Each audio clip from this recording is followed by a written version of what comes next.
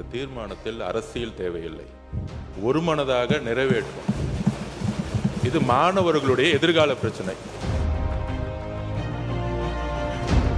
CJP போராட்டத்துக்கு எங்களுடைய நாடாளுமன்ற குழு தலைவர் திருமிகு கனிமொழி கருணாநிதி அவர்கள் நேரில் போய் ஆதரவு தந்தாங்க.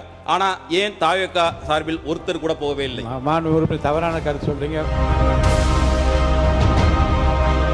பொதுப்பணித்துறை அமைச்சர் சொல்கிறார், அரசியலை வைத்து இதில் பேச வேண்டாம், ஆக்கப்பூர்வமாக பேச வேண்டும் என்று சொன்ன பிறகும் கூட தொடர்ச்சியாக மாண்புமிகு உறுப்பினர் அவர்கள் அவதூறுகளை அள்ளி வீசுகிறார். நான் சொல்லிக் கொள்கிறேன், அரசியலில் அரியணை ஏறுவதற்கு முன்பே அருமை தங்கை இந்த நீட்டுக்கு எதிரான போரில் முதல் விதையாக விழுந்த அனிதாவின் வீட்டில் தரையில் அமர்ந்த மனிதர் என்னுடைய மாண்புமிகு முதல்வர். நீட் தேர்வு இந்தியா முழுக்க கொண்டு வந்தாங்க. ஆனால் தமிழ்நாட்டுக்குள்ள அதை அலோவ் பண்ணல. தமிழ்நாட்டுக்கென்று விதிவிலக்கு வாங்கி வைத்தவர் எங்களுடைய தலைவர் டாக்டர் கலைஞர் அவர்கள். ஒருமனதாக தீர்மானத்தை நிறைவேற்ற நினைக்கிறோம். இதற்கு மேல அரசியல் பேசினாங்கன்னா எங்க கிட்டையும் எல்லா ஆதாரங்களும் இருக்கு, நாங்களும் பேசுவோம். தமிழ்நாட்டு அரசியலுக்கு பாலபாடம் எடுக்கக்கூடிய பால நிலத்தில் அந்த போராட்டம் நடைபெற்ற போது அந்த போராட்ட களத்திலே போராடிய அப்பாவி மாணவர்களினுடைய புகழை திருடக்கூடிய ஒரு கூட்டத்தின் மத்தியிலும் கூட என்னை அனுப்பி அந்த போராட்டக்காரர்களை பார்க்க சொன்னவர் என்னுடைய மாண்புமிகு முதல்வர். திராவிட முன்னேற்ற கழகத்தை பொறுத்தவரை உயர்கல்விக்கு நீட் உட்பட எந்த நுழைவுத் தேர்வுமே இருக்கக்கூடாது என்பதுதான் எங்களுடைய நிலைப்பாடு. அரியலூர் மாவட்டத்தில் குழுமூர் அப்படிங்கிற ஒரு சின்ன கிராமத்தில் பிறந்த அனிதா உச்சநீதிமன்றம் வரை போய் நீட்டுக்காண்டி போராடினாங்க. ஆனா வெற்றி பெற முடியல. அந்த சோகத்துல அனிதா தன்னுடைய உயிரையே மாற்றிக்கிட்டாங்க. தங்கை அனிதாவோட தற்கொலை தான் இந்தியாவிலேயே நீட்டுக்கான முதல் பலி. அதைத் தொடர்ந்து தமிழ்நாட்டில் இன்னைக்கு 26க்கும் அதிகமான மாணவ மாணவிகள் நீட்டால் மரணமடைஞ்சிருக்காங்க. அதனாலதான் நீட்டை ஒழிச்சே ஆகணும் அப்படிங்கிற திமுகவோட மிக உறுதியா இருக்காங்க. இன்னைக்கு இந்தியா முழுக்க நீட் தேர்வுல குளறுபடி நடக்குதுன்னு போராடிக்கிட்டு இருக்காங்க. நீட்டுக்காக தொடர்ச்சியா நாங்க போராடிக்கிட்டு இருக்கோம். ஆனா ஆட்சிக்கு வர்றதுக்கு முன்னாடியே பேசின நம்முடைய மாண்புமிகு சிஎம் சார் அவர்கள் நீட் மட்டும்தான் உலகமா, வேற படிப்பே இல்லையான்னு கேட்டாரு. அதையே நம்முடைய மருத்துவத்துறை அமைச்சர் அவர்களும் சமீபத்தில் ரிப்பீட் பண்ணாரு. அது கூட பரவாயில்லை, மின்சார பேசி முடிக்கிட்டோம். சுருக்கமா பேசிடுங்க. நீங்க சுருக்கமா முக்கியமான பிரச்சனைங்க, அது சுருக்கமா தான் சொல்றேன். ஓகே. அதையே நம்முடைய மருத்துவத்துறை அமைச்சர்களும் சமீபத்தில் ரிப்பீட் பண்ணாங்க. இது கூட பரவாயில்ல, மின்சாரத்துறை அமைச்சர்கள் ஒருபடி மேல போய் ஒரு விஷயத்தை சொன்னாரு. பிளம்பர், கார்பெண்டருக்கெல்லாம் நிறைய தேவை இருக்கு, அந்த தொழிலெல்லாம் கத்துக்கலாமேன்னு சொன்னாரு. அவர் ஏற்கனவே இருந்த RSS கொள்கை பாணியில குலக்கல்விக்கு ஆதரவா பேசி இருக்கிறாரு. அதுக்கு சமூக வலைதளங்களில் கடும் எதிர்ப்பு கிளம்பிருச்சு. இருங்க மாண்பு உறுப்பினர், நீங்க தீர்மானத்தை சொல்லி முடிச்சிடறேன். உங்களுக்கு வாய்ப்பு தர போறேன். தீர்மானத்தை ஆதரித்து பேசுகிற போது அதை ஒட்டிய கருத்துக்கள் சொல்லிக்கொண்டே வந்து நான் அமைதியாக இருந்தேன். இப்போ அதை தாண்டி இப்படிப்பட்ட விமர்சனங்கள் நீங்கள் கண்டிப்பாக தவிர்க்க வேண்டும். ஏன்னா அப்போ பதில் சொல்லாவிட்டால் அப்புறம் கடைசியிலே சொல்லுங்கள் என்று அப்போ நீங்கள் சொன்னபடி நேரடியில் ஓடிக்கொண்டே இருக்கிறது. அப்போ எப்போ நீக்குவீர்கள் என்று கேட்கின்றீர்கள். அருள் கூர்ந்து தீர்மானத்தை ஆதரிக்கிற அந்த செய்தியை மட்டும் பேசி நீங்கள் முடிப்பது தான் பொருத்தமாக இருக்கும். இப்போ சொன்னதுக்கு அவங்க கண்டிப்பாக பதில் சொல்லவில்லை, நான் நீக்கி விடுவேன். பதில் சொல்லுங்க. இந்த தீர்மானத்தை ஒட்டி தேவையில்லாத விஷயங்களை பேச மாண்புமிகு பேரவைத் தலைவர்களே. ஏனென்றால் தேவையில்லாத விஷயங்கள் பொதுப்பணித்துறை அமைச்சர் அவர்கள். மாண்புமிகு பேரவைத் தலைவர்களே, இந்த தீர்மானத்தில் அரசியல் தேவையில்லை, ஒருமனதாக நிறைவேற்றும். இது மாணவர்களுடைய எதிர்கால பிரச்சனை. தமிழக வெற்றி கழகத்துடைய தலைவர் தேர்தலுக்கு முன்பே ஏன் அரசியல் வருவதற்கு முன்பே தங்கை அனிதாவுடைய மரணத்தில் பங்கேற்றவர். அதிலேயே அவருடைய நிலைப்பாடு தெளிவா இருக்கு. இதோட ஒரு 7-8 அறிக்கையை எங்களுடைய தமிழக வெற்றி கழக தலைவராக இருந்து முதலமைச்சராக இருந்து எல்லா விதத்திலையும் தன்னுடைய அறிக்கையை கொடுத்திருக்கிறாரு, தன்னுடைய பதிவை செய்திருக்கிறாரு.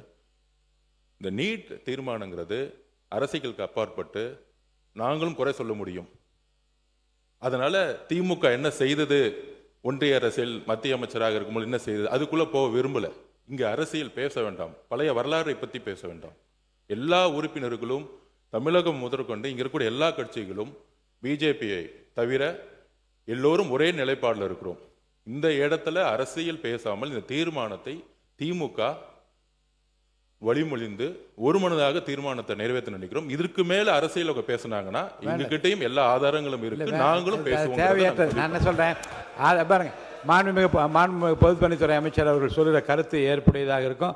ஆனால் எல்லா ஆதாரங்களும் திரும்ப விவாதங்கள் வளர்ந்து வரலாறு திரும்ப திரும்ப பார்க்க வேண்டியது இருக்கும்.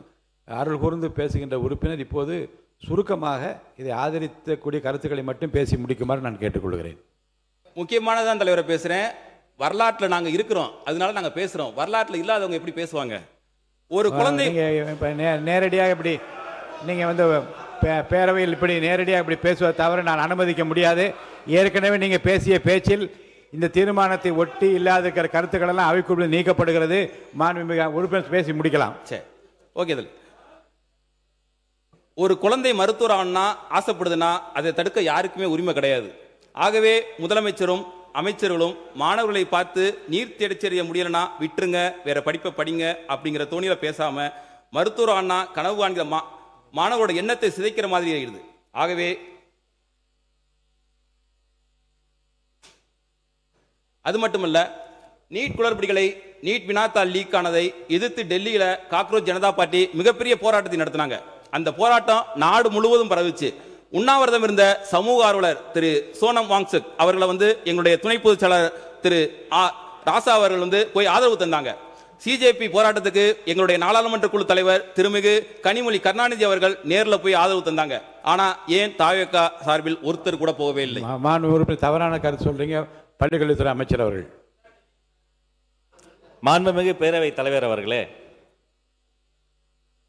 ஒரு நோய் தொற்றில் குழந்தைகள் இறக்கலாம், ஆனால் ஒரு தேர்வு முறையில் இத்தனை குழந்தைகள் இறந்ததையெல்லாம் அம்மா சுட்டிக்காட்டிய போது இந்த அரங்கம் அதிர்ந்தது. வரலாற்றில் முக்கியத்துவம் வாய்ந்த ஒரு நீட் எதிர்ப்பு சிறப்பு தீர்மானத்தை மாண்புமிகு சுகாதாரத்துறை அமைச்சர் கொண்டு வந்திருக்கிறார். அதை குறித்து பேசிய அண்ணன் அவர்கள் கூட எங்கோ பலனடைந்த ஒரு சில குழந்தைகளை சுட்டி காண்பித்தார். ஆனால் பலனடைகிற ஒரு சில குழந்தைகளை விட பாதிக்கப்படுகிற பல லட்சம் அரசு பள்ளி குழந்தைகளினுடைய நலனை கருத்தில் கொண்டுதான் இந்த வரலாற்று சிறப்புமிக்க நீட் எதிர்ப்பு தீர்மானம் கொண்டு வரப்பட்டிருக்கு. பெருந்தன்மையோடு இத்தனை அவதூறுகளையும் தாண்டி மதிப்பிற்குரிய மாண்புமிகு பொதுப்பணித்துறை அமைச்சர் சொல்கிறார், அரசியலை வைத்து இதில் பேச வேண்டாம், ஆக்கப்பூர்வமாக பேச வேண்டும் என்று சொன்ன பிறகும் கூட தொடர்ச்சியாக மாண்புமிகு உறுப்பினர் அவர்கள் அவதூறுகளை அள்ளி வீசுகிறார். நான் சொல்லிக் கொள்கிறேன், அரசியலில் அரியணை ஏறுவதற்கு முன்பே அருமை தங்கை இந்த நீட்டுக்கு எதிரான போரில் முதல் விதையாக விழுந்த அனிதாவின் வீட்டில் தரையில் அமர்ந்த மனிதர் என்னுடைய மாண்புமிகு முதல்வர். அனிதாவின் உடன் பிறந்த அண்ணன், உடன் பிறந்த சகோதரன், அனிதா வாங்கிய அந்த +2 மதிப்பெண்ணை டி-ஷர்ட்டில் போட்டு அலைந்த மாமனிதன், மணிரத்னம் மட்டுமல்ல உடன்பிறவாத அண்ணனாக நின்று கொண்டிருந்தவர் என்னுடைய மாண்புமிகு முதல்வர். மதிப்பிற்குரிய பொது உடைமை தோழர்களினுடைய தமிழ்நாட்டு அரசியலுக்கு பாலபாடம் எடுக்கக்கூடிய பால நிலத்தில் அந்த போராட்டம் நடைபெற்ற போது அந்த போராட்ட களத்திலே போராடிய அப்பாவி மாணவர்களினுடைய புகழை திருடக்கூடிய ஒரு கூட்டத்தின் மத்தியிலும் கூட என்னை அனுப்பி அந்த போராட்டக்காரர்களை பார்க்க சொன்னவர் என்னுடைய மாண்புமிகு முதல்வர். மேலும் அருமை உறுப்பினர் தமீமுன் அன்சாரி அவர்கள் குறிப்பிட்டதை போல அந்த பட்டினி போராட்டத்தை எடுத்த என்னுடைய தோழர்கள் புளியந்தோப்பு மோகன் உள்ளிட்ட அத்தனை பேரையுமே நான் மதிப்பிற்குரிய சுகாதாரத்துறை அமைச்சர் எனது அருமை தம்பி கொரடா, வாரிய தலைவர் அருமை தம்பி லயலாமணி பல முறை நேரில் சென்று பார்த்து போராடக்கூடியவர்களை சுற்றி இருக்கக்கூடியவர்களுக்கும் தேவைப்படக்கூடிய தண்ணீர் உள்ளிட்ட அனைத்து உதவிகளையும் செய்கிறோம் என்று சொன்னால் சென்றவர்கள் நாங்கள், எங்களை செல்ல சொன்ன மாமனிதர் மாண்புமிகு தமிழ்நாடு முதலமைச்சர். எனவே தயவு கூர்ந்து உங்கள் அரசியலை அப்பால் வைத்துவிட்டு இந்த வரலாற்று முக்கியத்துவம் வாய்ந்த இந்த தீர்மானத்தை வழிமுடிந்து இந்த மாமன்றத்தில் அனைவரும் ஒருமனதாக நிறைவேற்ற வேண்டும் என்று உங்கள் மூலமாக கேட்டுக்கொள்கிறேன். மாண்பு உறுப்பினர் வரவேற்று முடிச்சிருங்க. சார், நான் டெல்லிக்கு ஏன் போனேன்னு கேட்டேன், அதுக்கு பதில் இந்த கேள்விகளுக்கெல்லாம் இடமில்லை, அவை குறித்து நீக்கப்படுகிறது. நீங்க வரவேற்று முடிச்சிருங்க. அனிதா இதுக்கு போனாங்க சார், அது கரெக்ட். இப்ப ஜூன் 21 மறுதேர்வுக்கு முன்னாடி சேலத்தில் சேர்ந்த கோபிகா, தருமபுரி ரோஷினி, கிருஷ்ணகிரி வெற்றி ஆனந்தன் 3 தமிழ் ஊர்கள் நீட்னால இறந்தாங்க. இதுக்கு யார் சார் போனது? உறுப்பினர் பேசுவதை நிறுத்திக் கொள்ளலாம். மாண்புமிகு உயர்கல்வித்துறை அமைச்சர் அவர்கள். பேரவைத் தலைவர் அவர்களே, இத்தனை முறை கூறியும் அவர் மீண்டும் அரசியலை பேசிக் கொண்டிருக்கிறார். அண்ணனுக்கு ஒரு நினைவூட்டல். 2024ஆம் ஆண்டு இன்டர்ன்ஷிப் போன இடத்தில் கிணற்றில் தவறி விழுந்த ஒரு அரசு மாணவனுக்கு 2.5 ஆண்டுகள் கழித்து அங்கிருந்து யாருமே ஆறுதல் கூட சொல்லவில்லை, நேரில் கூட சென்று பார்க்கவில்லை. அவருடைய தாயாருக்கு ஒரு அரசு பணி கூட தரவில்லை. ஆனால் அரசியலுக்கே வருவதற்கு முன்பு அனிதாவினுடைய வீடுன்னு கூட சொல்ல முடியாது, ஒரு சின்ன குடிசை, கார் நுழைய முடியாத பாதையில் கூட அவருடைய கால் நுழைந்தது. நீங்கள் 1000 அவதூறை வீசினாலும் அந்த மாமனிதரை கலங்கப்படுத்த முடியாது. போதும். மக்கள் நலத்துறை அமைச்சர். மாண்புமிகு நீங்கள் நான் வந்து மாண்புமிகு எதிர்கட்சி கொறடாவில் தான் சொல்லுவேன். நீங்கள் தான் தயார்படுத்தி அனுப்பணும் என்ன பேசுறதுக்கு. இல்லை, மாண்புமிகு பேரவைத் தலைவர் அவர்களே, எங்கள் அமைச்சர்கள் பலமுறை இல்லை ஒரு முறை அல்ல, இருமுறை அல்ல, பலமுறை ஒருமனதாக இந்த தீர்மானத்தை அரசியல் இல்லாமல் நிறைவேற்றி தர வேண்டும்.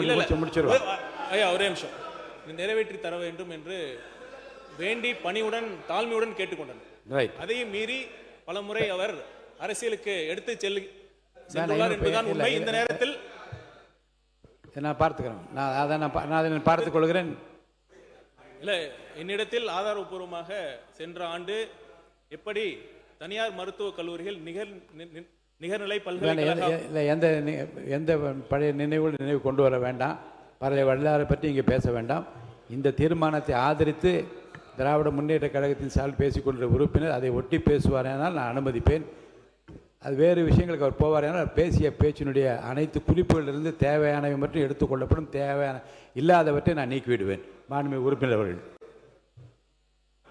மாண்புமிகு பேரவைத் தலைவர்களே, நான் வரலாறு தான் பேசினேன். முடிவாக இந்த தீர்மானத்தை திராவிட முன்னேற்ற கழகம் ஆதரித்து நான் வாய்ப்புக்கு நன்றி கூறி விடைபெறுகின்றேன். நன்றி. மாண்புமிகு பொதுப்பணித்துறை அமைச்சர். வரலாறு பற்றி பேசல, ஒரே ஒரு பதிவு மட்டும். நீட் மசோதா நாடாளுமன்றத்தில் அறிமுகம் செய்தவர் திமுக சார்பில் சுகாதாரத்துறை இணையமைச்சராக இருந்த திரு காந்தி செல்வன் அவர்கள். இது ஒரு வரலாறு, அது பதிவு. மாண்புமிகு உயர்கல்வித்துறை அமைச்சர் அவர்கள். மாண்புமிகு எதிர்க்கட்சி தலைவர் அவர்கள்.